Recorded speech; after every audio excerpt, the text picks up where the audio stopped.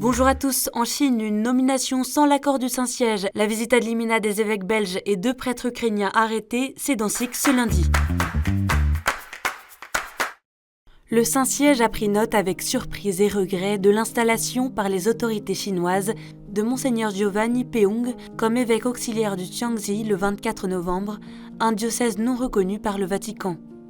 Dans un communiqué publié samedi, le Saint-Siège regrette que cette nomination ne se soit pas déroulée conformément à l'esprit de dialogue existant entre la partie vaticane et la partie chinoise, tel que prévu par l'accord provisoire entre la Chine et le Vatican sur la nomination des évêques et renouvelé le 22 octobre dernier.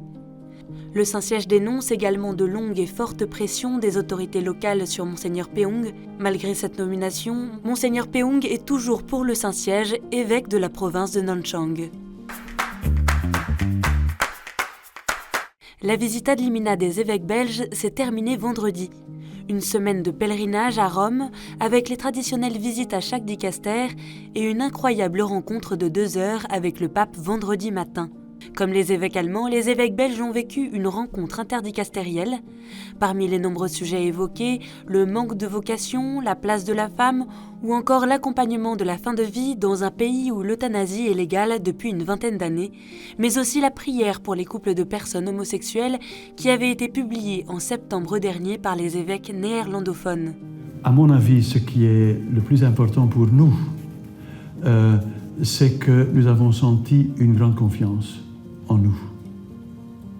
Une grande confiance en nous. Bien sûr, il y a aussi parfois des discussions,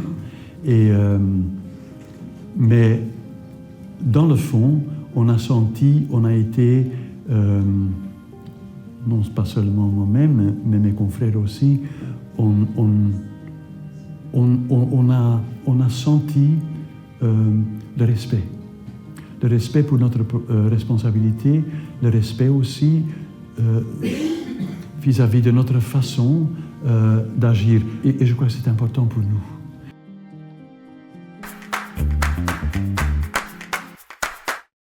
Deux prêtres rédemptoristes ukrainiens, les pères Ivan Levitsky et Bogdan Geleta, ont été arrêtés à Berdiansk, dans la région de Donetsk, ce 25 novembre vers midi. Prêtres à l'église de la Nativité de la Sainte Vierge Marie à Mariupol, ils sont accusés de posséder des armes et des munitions et d'activités subversives à l'encontre des représentants des troupes russes présentes à Berdiansk. L'exarcat de Donetsk de l'église gréco-catholique ukrainienne a immédiatement réfuté sur son site officiel les accusations à leur encontre et exigé leur libération rapide en évoquant un déni total des principes fondamentaux des droits de l'homme. Він виходив молитися на площу за мир. Можливо, це їм, може, і надоїло. Арештували його, потім арештували другого священника. І ми зв'язку з ними ніякого не мали. Ціла церква молиться за них. Ціла церква, я в церкві повідомив, і там повідомив, і тут повідомив. Багато людей це знають, багато людей знають цих священиків, це високодуховні люди, знаєте, їм інкримінувати зберігання зброї, зберігання якихось вибухових речовин, то настільки, знаєте, вже брехливо. L'Église au Ghana et en Afrique est en deuil. Le cardinal Richard Baobre, évêque de Wa au nord-ouest du pays, est mort dimanche soir à Rome à l'âge de 63 ans. Il y a tout juste 3 mois, le 27 août dernier, il avait été créé cardinal par le pape François lors du consistoire à Rome, sans toutefois pouvoir y assister. Il avait été hospitalisé la veille en raison d'un malaise. Le 30 juillet dernier, il avait également été élu président du SEAM, le symposium des conférences épiscopales d'Afrique et de Madagascar.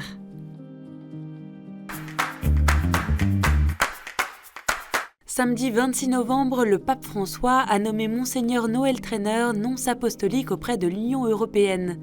Monseigneur Noël Trainer était depuis 2008 évêque du diocèse de Down et Connor en Irlande. Monseigneur Noël Trainer s'était distingué en 2016 pour son positionnement anti-Brexit. L'évêque irlandais a par ailleurs été délégué de l'épiscopat irlandais auprès de la COMECE, la commission des épiscopats de la Communauté européenne, entre 2009 et 2022. Le cardinal Jean-Claude Ulrich, président de la COMECE, a salué sa nomination. Compte tenu de sa longue expérience à la Comessé, je suis certain que notre coopération sera particulièrement forte et efficace pour la promotion du bien commun en Europe. Monseigneur Noël Trainer prendra officiellement ses fonctions en janvier 2023.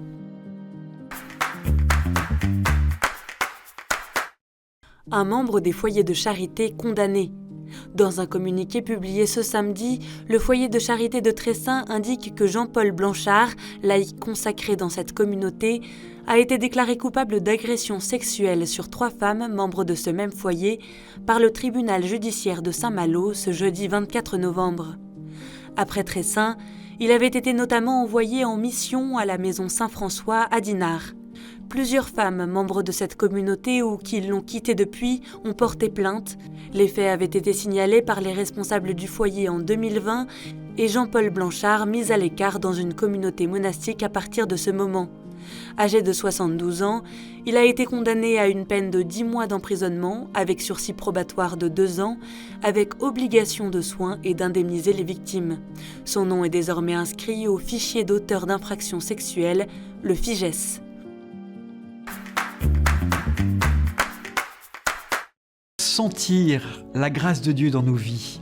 Comment faire advenir l'impossible tant espéré ?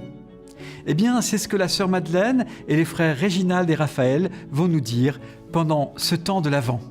Ce dimanche, l'Église est entrée dans la période de l'Avent, dont le premier dimanche marque aussi le début de la nouvelle année liturgique. L'occasion pour de nombreux mouvements et communautés de proposer des parcours ou des retraites en ligne jusqu'à Noël pour se préparer à la naissance du Christ. Des parcours proposés par les Dominicains, les Carmes de Paris, Hosanna ou encore You Pray, ainsi que des groupes comme Glorious.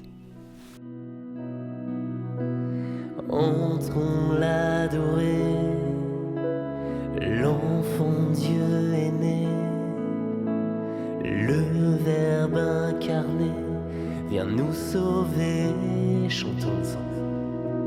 Emmanuel, Emmanuel,